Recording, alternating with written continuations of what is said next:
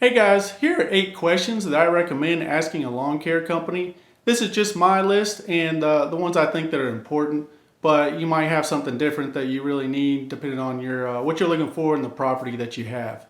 But they're not really in any order, but the first 3 I'll say are very important because they deal with legal issues and you want to make sure that these are dealt with.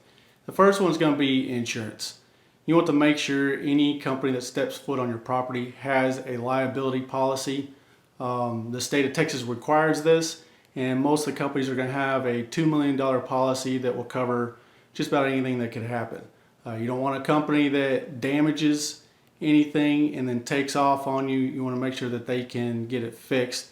The other thing is if they harm anybody due to equipment malfunction or anything like that, or themselves are hurt on your property, this can come back to you and your homeowners and insurance to have to deal with. So you want to make sure that that is taken care of. That's a big one. This goes from anything from maintenance to installs to landscape companies putting up your Christmas lights. You'll make sure that they are insured.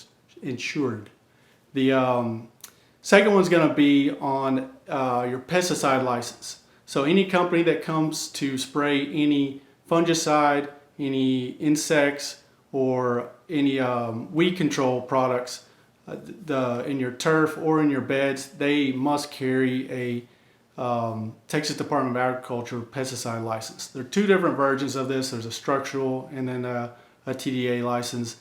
But so some form of that they need to have. It's going to be on a commercial license, and you want to make sure they have that. That way they're following the laws set by the state. And the third one is going to be irrigation license. This falls under TCEQ. You must have a company must have an irrigation license if they step foot on your property to fix any irrigation, modify it, or even install it. So even if you hire somebody to come fix a head, a nozzle, repair broken drip tubing, or modify the entire backyard, install something new, they must have this license. So both these are important to make sure that you're covered and protected in case anything were to happen. Now I'm going to go ahead and say the fourth one is going to be if they accept credit cards.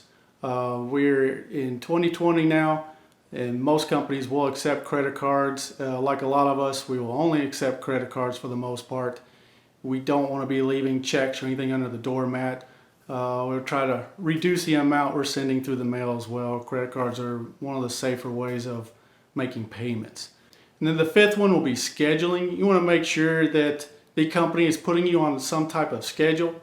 We always have a set day that you'll be on, and we may move that due to weather. Most of the time it's just weather or holidays or something like that. But you want to make sure you're on a schedule. That way you know the day that they're coming, and if anything changes you will be informed of that. And that way you're kept up to date. If you got to pick up the backyard or dogs or anything that you may need to playing around. And the sixth one I think is pretty important. You want to ask them what happens if you have an issue. So if you contact them because of something either happened or didn't happen and you want to address it, how is it handled? Is somebody going to come out to your property and look at it? Are you going to be addressed? Is the issue going to be addressed in a timely manner? We actually use a software for the business, and our guys have it on their phones, and it's also in the office. So if you were to contact us about something, we would put it in the notes, whether it's something that needs to be addressed immediately or on the next visit. It will get addressed one way or another. You can even send us pictures, and it'll be in your job for every visit from then on. They can either see it, say, hey, I need to trim, make sure to trim this bush this way next time. Here's the picture of the bush. They will see that on their job on the next visit.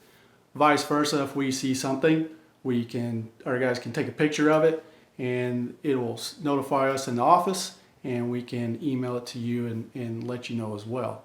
So that's a good question to ask to see how they're going to handle it and make sure that they will handle any issues that you have. That way you don't have a company kind of taking off on you. So number 7 is going to be kind of the same. I say it's communication. You want to make sure you have an open line of communication, whether it's through a phone call or email.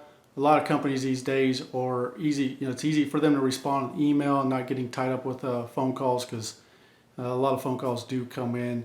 Whether you have an issue or whether you're looking to upgrade a service or just questions regarding anything that may be happening on your property, you want to make sure there's somebody you can talk to.